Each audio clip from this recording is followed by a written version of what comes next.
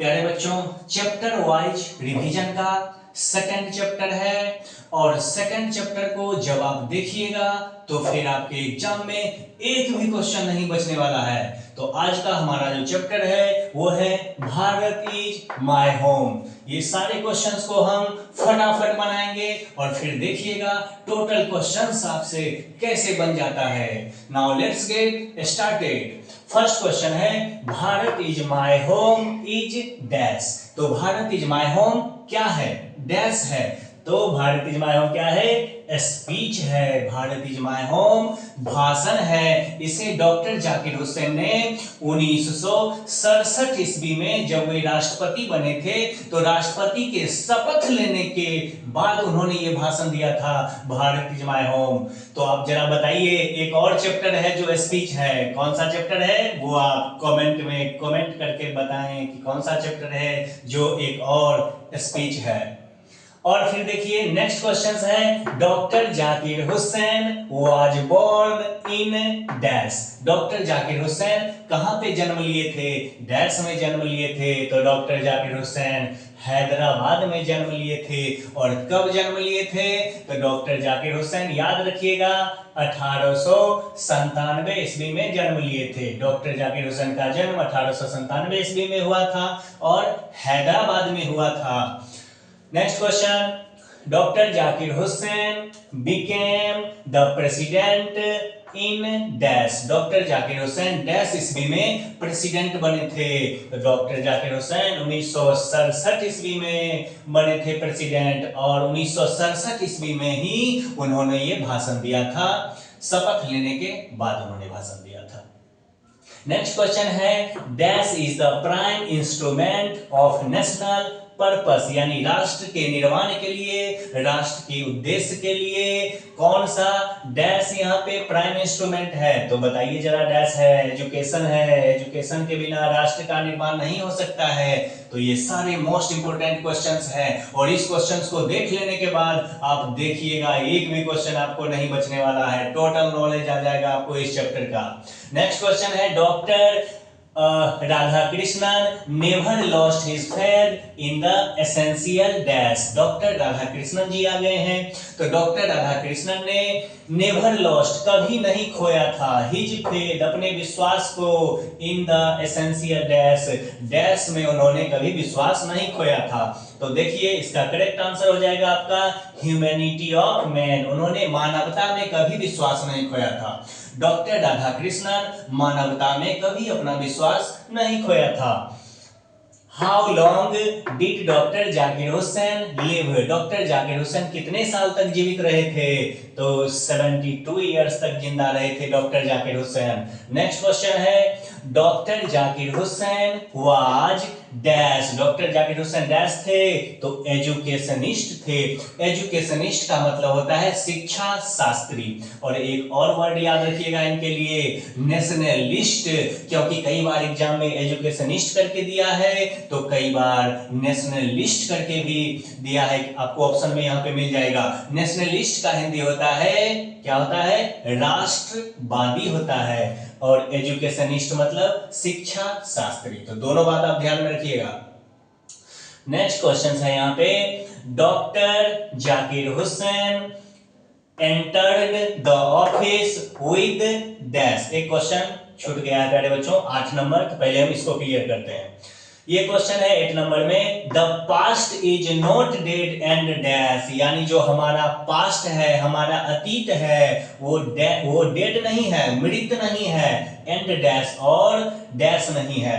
तो option A में है एलाइव, यानी जीवित नहीं है। बिल्कुल हमारा पास्ट तो जीवित है। डायनेमिक भी है। डायनेमिक का मतलब होता है गतिशील। गतिशील भी है हमारा पास्ट।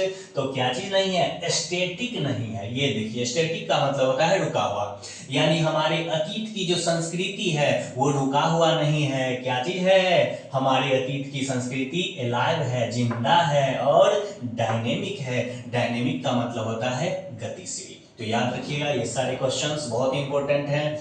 नेक्स्ट क्वेश्चन है doctor Zakir Hussain entered the office with dash. Doctor Zakir Hussain ने ऑफिस में एंटर किया था, डैश के साथ किया था। तो यहाँ पे हो जाएगा प्रेयरफुल ह्यूमिलिटी। प्रेयरफुल मतलब होता है प्रार्थना पूर्ण, याचना पूर्ण, और ह्यूमिलिटी का मतलब होता है विनम्रता। प्रार्थना पूर्ण विनम्रता के साथ उन्होंने ऑफिस में एंटर किया था।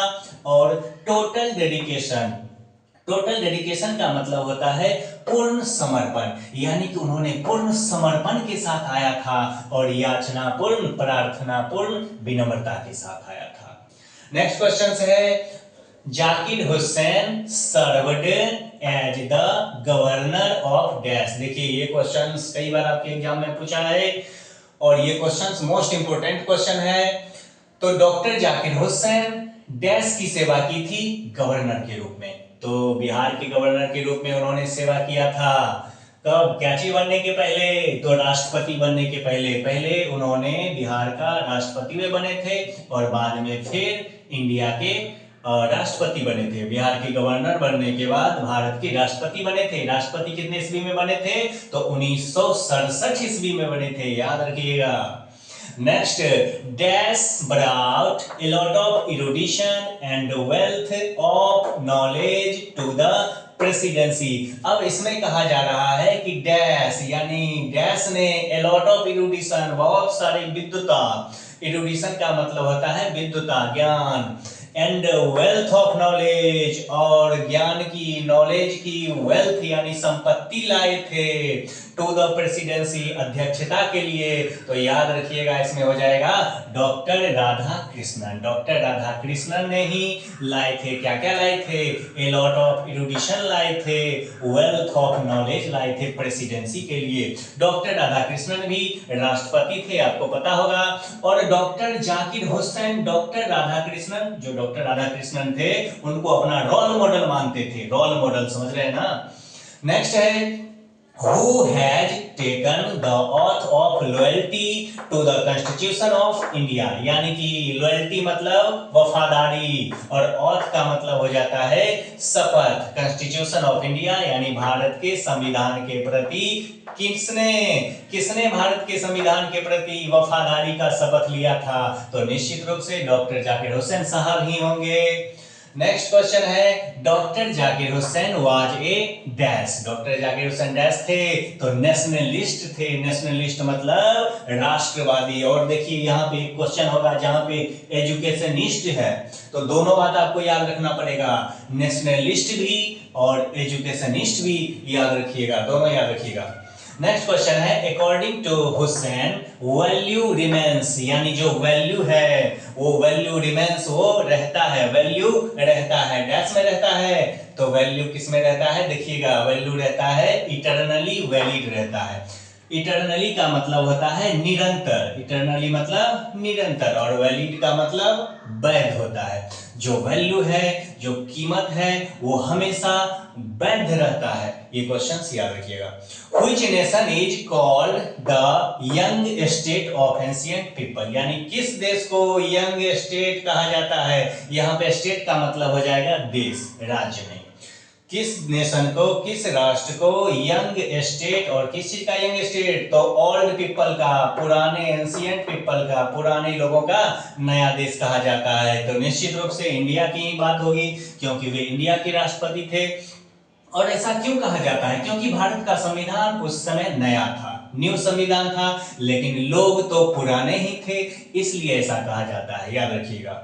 नेक्स्ट क्वेश्चन है, dash was the role model of doctor Hussain. Doctor Hussain का मैंने पहले ही बताया था ना कि डॉक्टर जाकिर हुसैन के रोल मॉडल कौन थे? तो डॉक्टर राधा कृष्णन थे, याद रखिएगा। डॉक्टर राधा कृष्णन कहाँ पे ऑप्शन में है? ये देखिए ऑप्शन ए है, नहीं ऑप्शन ए में डॉक्टर राधा कृष्णन नहीं है, ऑप्शन सी में है डॉक्टर राधा कृष्णन। तो डॉक्टर राधा कृष्णन क्या थे? रोल मॉडल थे। किनके रोल मॉडल?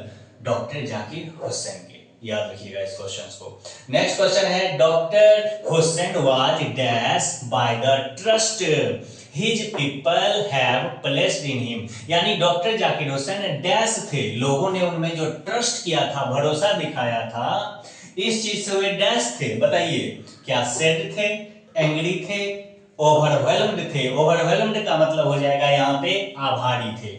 और ऑप्शन डी यहाँ छूटा हुआ है, तो आप इसको नन कर सकते हैं, नन कर दीजिए। इस प्रकार के क्वेश्चंस आपके एग्जाम में पूछा है तो ओवरवेल्म्ड याद रखिएगा। ओवरवेल्म्ड का हिंदी हो जाता है आभार प्रकट करना, आभारी होना, किसी का अभिभूत होना। ठीक, तो इतने क्वेश्चंस को यदि आप देख लेते हैं अच्छी तरह से तो आप मेरा विश्वास कीजिए, अगर इस चैप्टर से एक भी क्वेश्चन नहीं छूटने वाला है आपका, तो प्यारे बच्चों अब मैं चलता हूं और फिर मैं कल मिलूंगा नए चैप्टर के साथ। आप पढ़ते रहिए, चैप्टर वाइज मैं डिवीजन करवाऊंगा ताकि एग्जाम में एक भी क्वेश्चन ना छूट पाए।